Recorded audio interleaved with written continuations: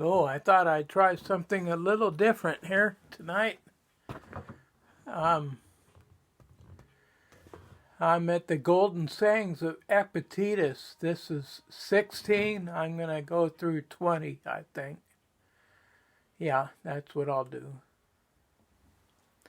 Oh, and Merry Christmas Eve.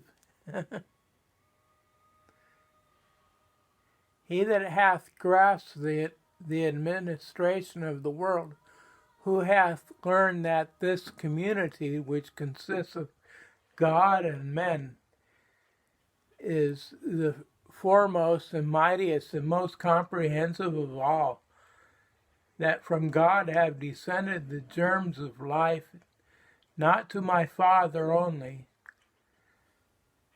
From God have descended the germs of life, not to my Father only. Oh, and Father's Father, but to all things that are born and grow upon the earth, and in an especial manner to those endowed with reason. For those only are by their nature fitted to hold communion with God, being by means of reason conjoined with him.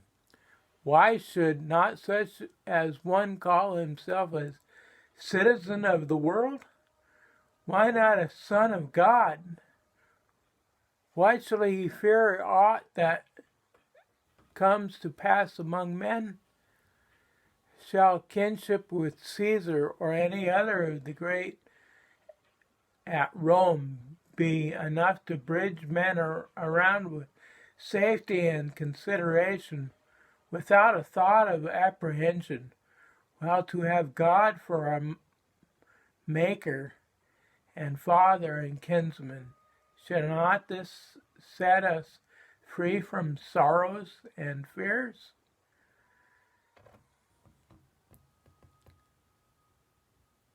Mm.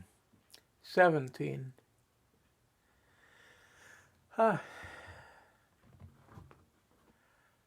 I do not think that an old fellow like me need have been sitting here to try and prevent your entertaining abject notions of yourselves and talking of yourselves in an abject and ignoble way, but to prevent these being by chance among you, and any young man, as after recognizing their kindred to the gods and the bondage in these chains of the body and its manifold necessity, should desire to cast them off as burdens to grievers to be born, and depart to their new kindred.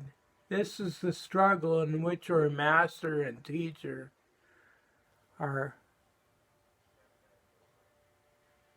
were he worthy of the name should be engaged. You would come to me and say, Epictetus, we can no longer endure being chained to this wretched body, giving it food and drink and rest and purification, aye, and for its sake forced to be subservient to this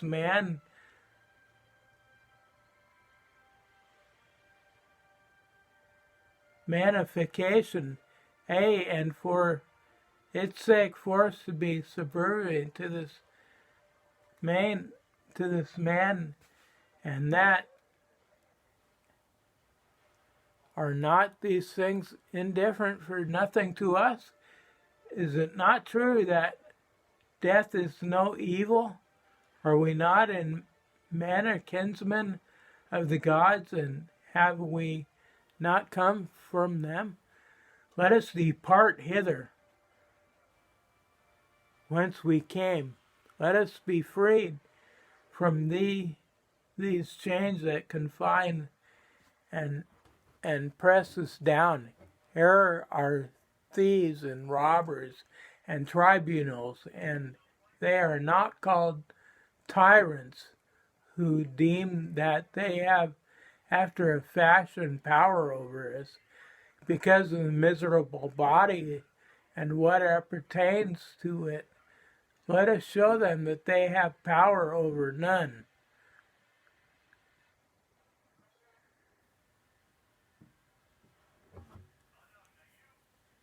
And this is 18. And to this I reply, friends, wait for God. When he gives the signal and releases you from this service, then depart to him, but for the present endeavour to dwell in the place wherein he hath assigned to your post. Short indeed is the time of your habitation therein, and easy to those that are thus minded. What tyrant, what robber, what tribunals have any terrors for those who thus esteem the body and all that belong to it as of no account? Stay, depart not rashly hence.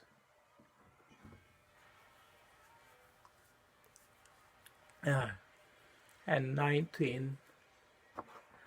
Something like that is what should pass between a teacher and an ingenious use as it is what does pass. The teacher is a lifeless body, and you are lifeless bodies yourselves. When you have had enough to eat today, you sit down and weep about tomorrow's food. Slave, if you have it, well and good. If not, you will depart. The door is open. Why lament? What further room is there for tears? What further occasion for flattery? Why should one envy another? Why should you stand in awe of them that have much or are placed in power, especially if they be also strong and passionate? Why? What should they do to us? What they can do. We will not regard what does concern us that they cannot do. Who then shall still rule one that is thus minded?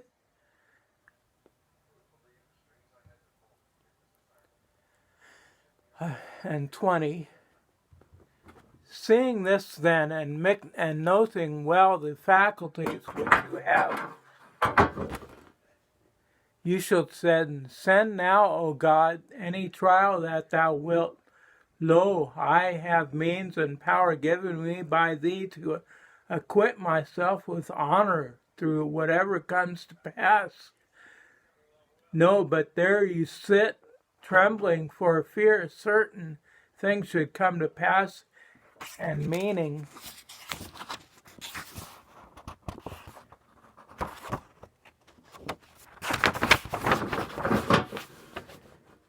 and groaning and lamenting over what does come to pass. And what then you upbraid the gods? Such meanness of spirit can have but one result, in impiety. Yet God has not only given us that faculties by means of which we may bear everything that comes to pass without being crushed or depressed thereby, but like a good king and father,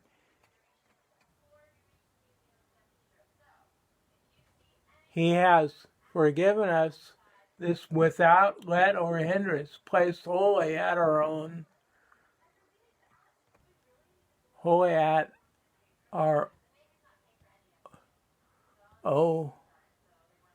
own disposition, without reserving to himself the power of impediment or restraint, though possessing all these things at free and all your own, you do not use them, you do not perceive, that is, you who have received not whence it comes, but at meaning and groaning, some of you blind to the giver, making no acknowledgement to your benefactor. Others basically giving themselves to complaints and accusations against God. Yet what faculties and powers you possess for attaining courage and greatness of heart, I can easily show you. What you have for upbraiding and accusation, it is sheer for you to show me.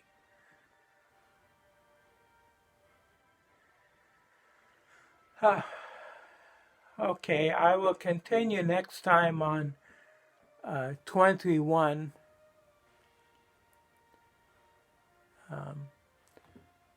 Well, I'll read it now and then I'll read it again next time.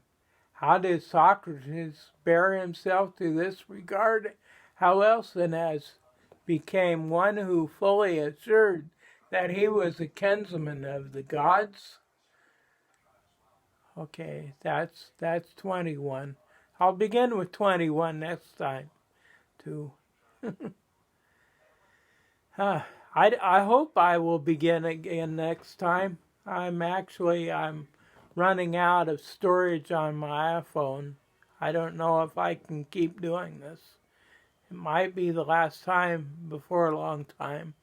I have to delete a whole lot of photographs on my phone in order to keep this going. I delete a lot to keep this going.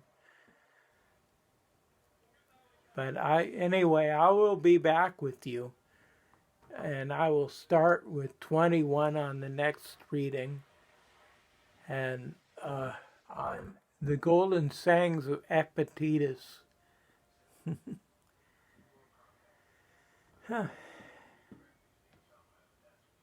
Okay.